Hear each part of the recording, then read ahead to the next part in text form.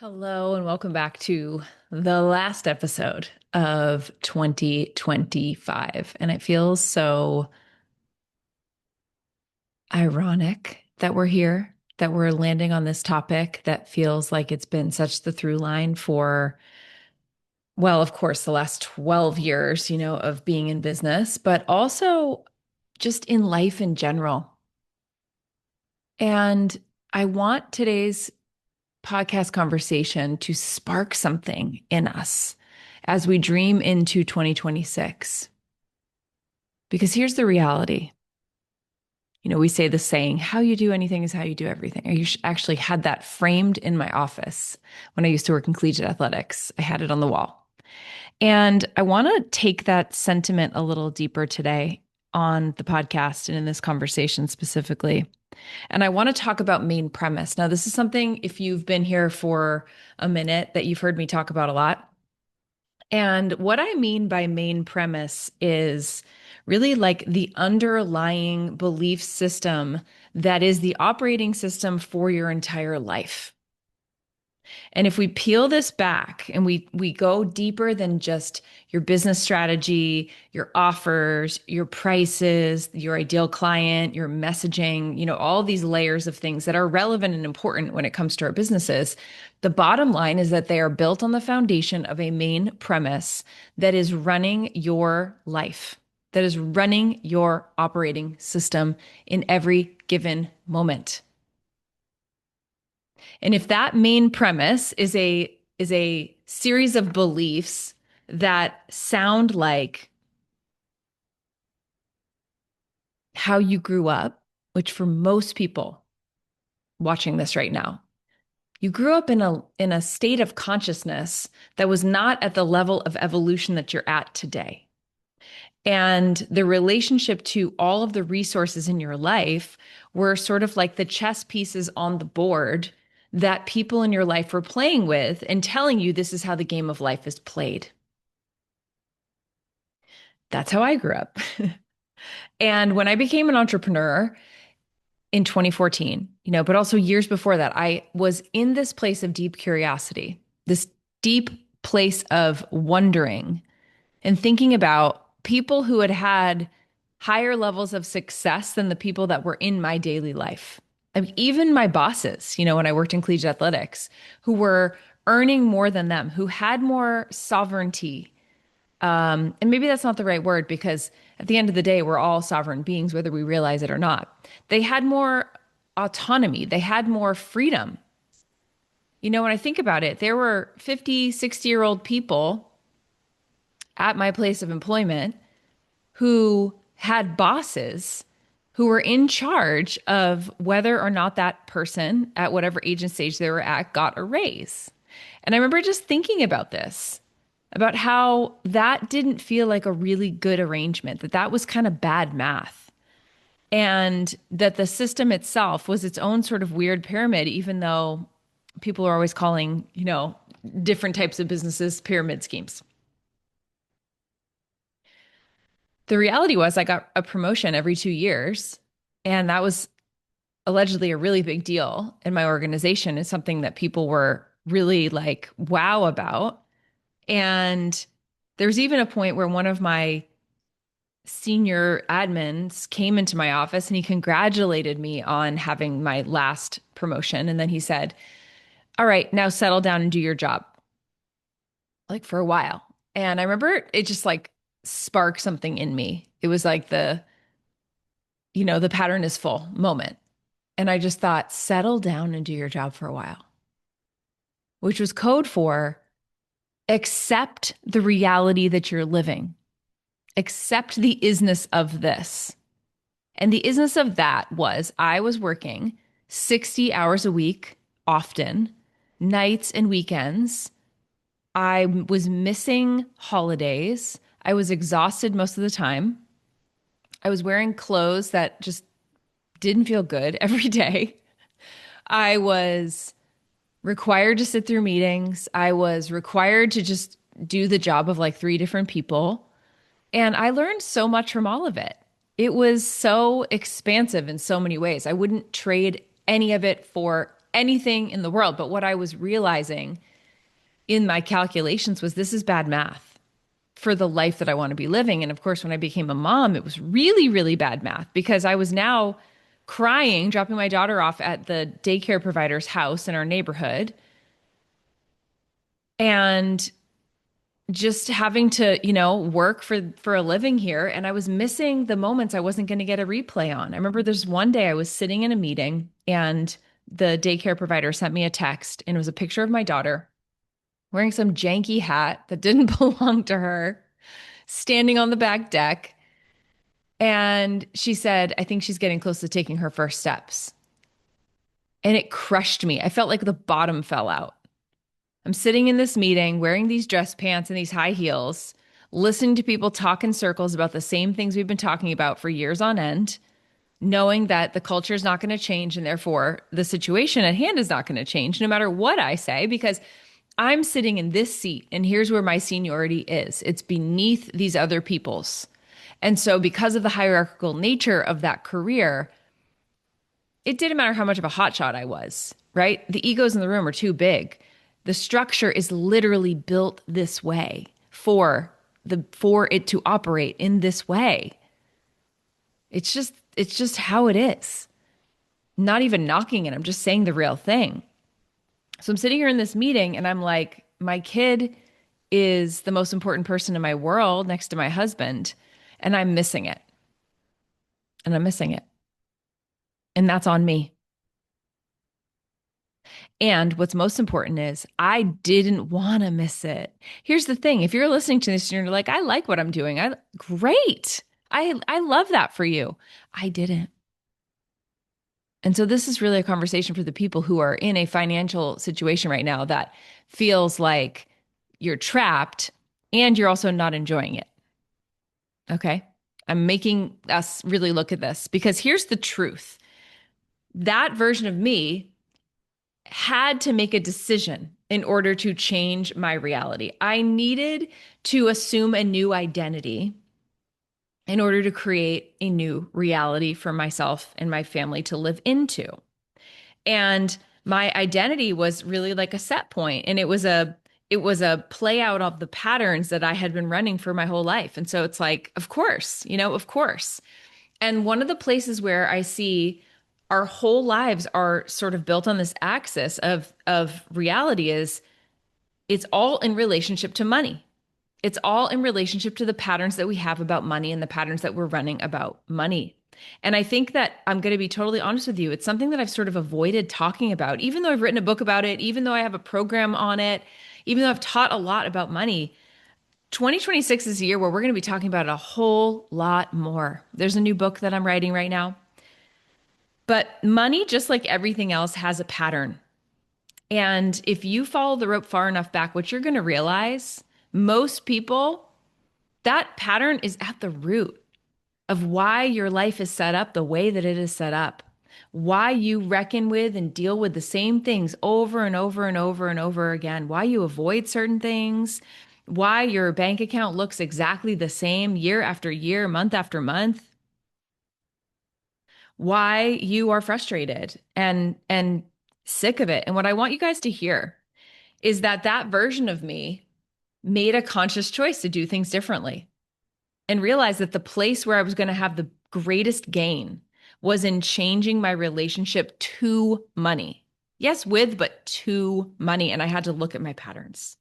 And so what I looked at was the fact that I was able to create what I created in my career financially, right? We'll go with financially, but I was able to receive payment that went from nothing, and my first year in my job, $20,000 with no benefits, to I think 3xing that, and having benefits.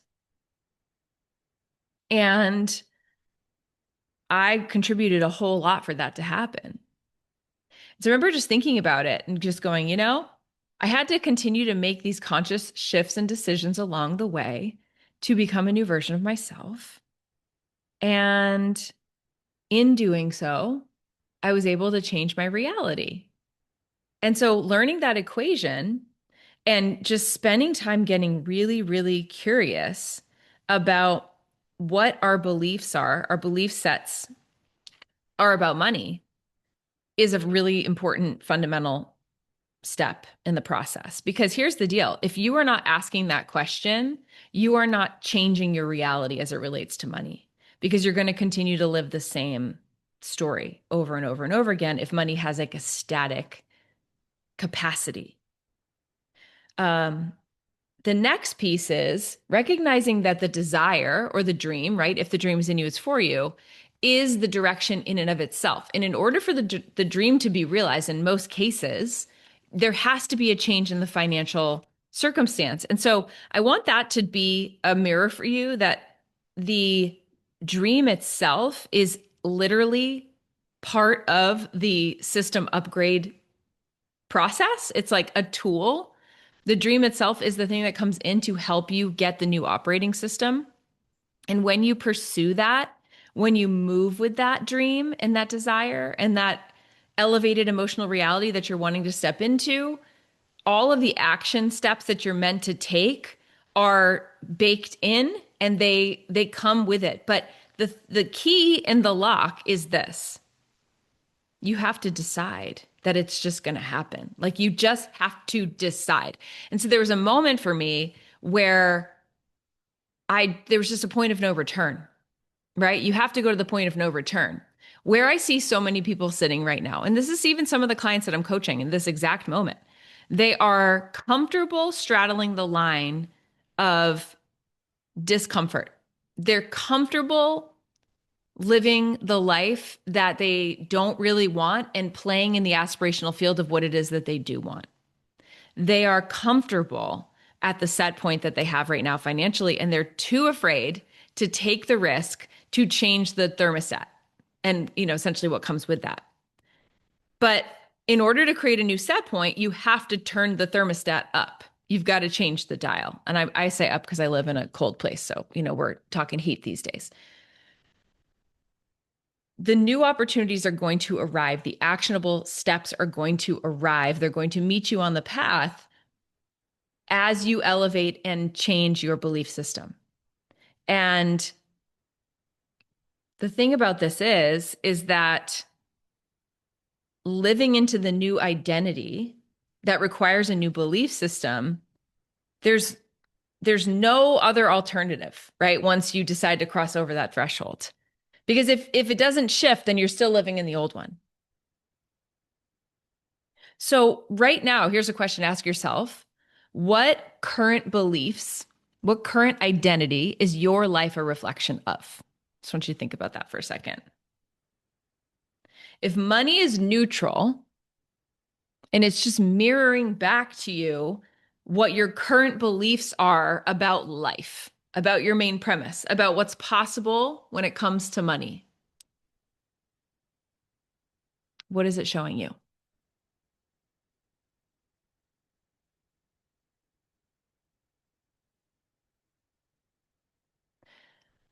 When we have made any sort of change in our life, when we went from living in our house in a suburb with no trees, a little subdivision, to our house on the lake, we had to ask new questions.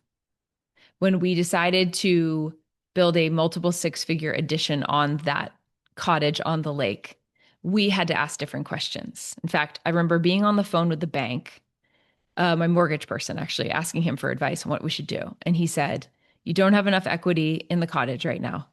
And there's just really nothing we can do to help you. You can't get a home improvement loan. And basically you're SOL."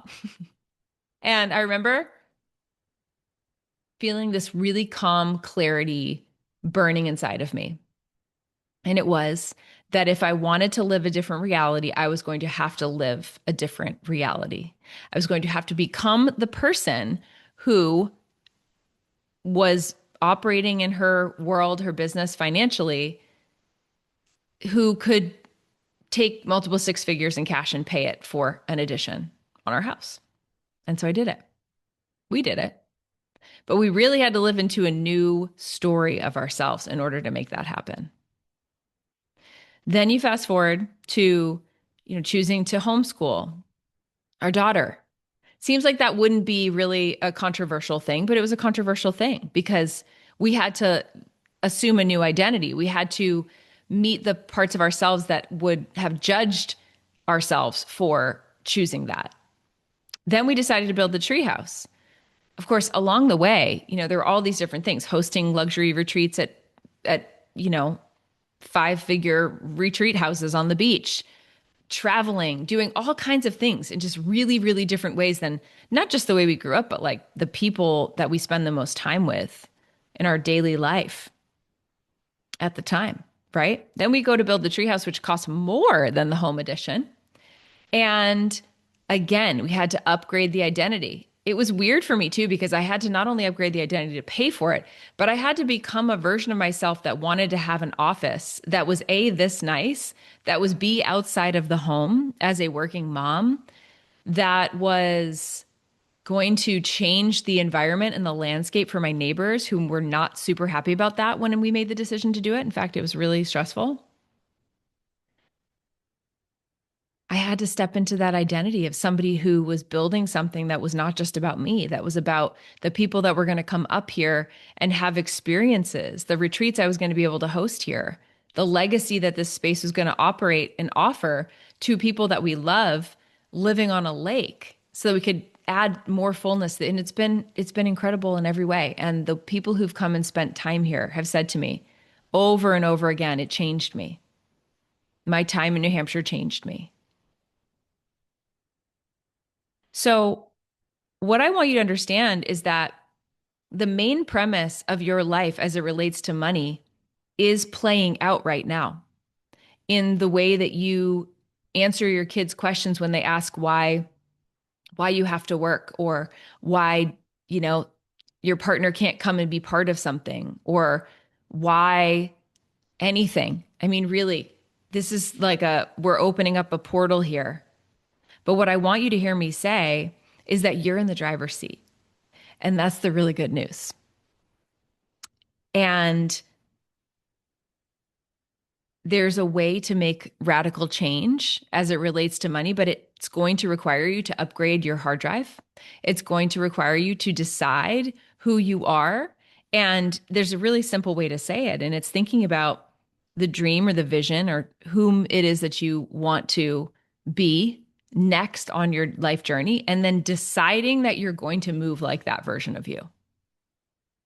And I think the other piece is knowing what practices are really important to you in terms of giving yourself the fundamental support so that you can hold that energy, so that you can be in that frequency, whatever that looks like. So some people like to go places, right? Some people like to go to a really nice hotel or something. Go test drive a really nice car, like go have a physical experience. Some people journal. I'm a real journaler writer. Some people talk it out. They verbally process. I have a lot of clients that's what we do. We verbally process to help them reroute and repattern into the frequency they want to be in. You have to know what your methodology is and what your process is.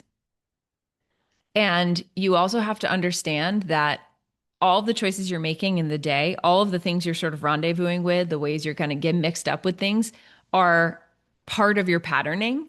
And I've noticed lately that like I've been doing a lot less voice memoing, that I've been a bit more, I just don't want to talk about and tease out all of these issues and problems with people. I don't really want to complain about things. Like I just really need space and time to focus my own frequency and enjoy my life and be a voice that is teaching what I'm teaching, because I think it's really important. Because I don't think we're going to change the trajectory for ourselves as individuals, but as humans in the collective, if we continue to kick the ball around in the same story. If we continue to approach money with the same pattern that we always have, it's just we're going to stay the same. And money is a doorway for you. Your business is a doorway. It's a portal. If money is neutral, because it is, it's a resource, the same way the Wi-Fi is, the same way your computer is, anything that's anything. Food's neutral. It's all about the decision that you make in relationship to the food that you're eating. Money has a pattern in your system, and it's wired into your hard drive. And it is really very much a part of the main premise that dictates why you do what you do day in and day out. And it's why I'm so curious about this when I'm working with people, because we really flip things upside down pretty quickly in the coaching work. We're going right for it. I hear you with why your business is designed this way and what you think and what your prices are. And I'm all for it, but I want to know the why beneath it all. And if you are saying to me, I want to make $10,000 a month, I want to make $15,000 a month, I want to make 20 grand a month, I love that for you. That's so exciting. Let's talk about why. Let's talk about what that lights up in you. This isn't a morality conversation. This is does this feel good to you? Because if it doesn't and it feels tight, if it feels like there's pressure on it, you're just going to continue to go back into the old cycle. So let's ask a question before we wrap here. And it is this. What are my current beliefs a reflection of? Right? What current beliefs are running in my program right now that are reflecting into my life as it relates to money? Let's really go there. What do I believe about money? And how is my whole life set up for that? And then this addendum question is do I agree with this? Do I want this? If the answer is no, then there's beautiful work you can do. I am hosting a free class called Create Your Life. And I'm going to be sharing the 11 commitments, practices, activations, like the 11 big things that I learned from 2025. I love teaching this class at the start of every year. It is so tactical. It is so multidimensional. It is not just like regurgitated stuff. It's literally live from the pages of my 2025 book. And you better believe there are going to be some money elements on there. We're going to dive into that. You can go to amberlilyestrom.com/2026 to sign up. And it's happening on January 19th. And I'm really pumped to dive into this conversation with you. If you're also listening to this and you're like, man, I need help with this. This is too much. And you want to change the money story in your business, in your life in 2026. Now is the time. We have a few spots open in the Elevate Mentorship and Mastermind container. You can head to amberlilyestrom.com/breakthrough to apply for that. Actually, go to Elevate. Go to amberlilyestrom.com/elevate. And then also inside of Homeward, we have a money boot camp in there. We have a money class. We have a manifestation class. We have an identity class. And I dropped in earlier December, the 30-day activation plan that you can literally switch on and start driving inside of your business and taking action on a daily basis. It's just all right there, along with weekly coaching. It's just such a no-brainer. And to me, it's the best investment you can make in your business, but most of all in yourself and in your rewiring process. All right, my friends, Happy New Year. I'm raising a glass to you. We've got this. Nowhere to go but up from here. And we're going to put everything on the table. Everything's on the table going forward. And we're going to make the main thing the main thing. Because I really believe that the change that you are craving in your life is right in front of you. It's right here, but you've got to be willing to ask some important questions. And this podcast today, hopefully, gave you a bunch to look at. All right. I love you. I appreciate you. Happy New Year. We got this. And I'll see you back here on the next one. Ringing in 2026. Cheers.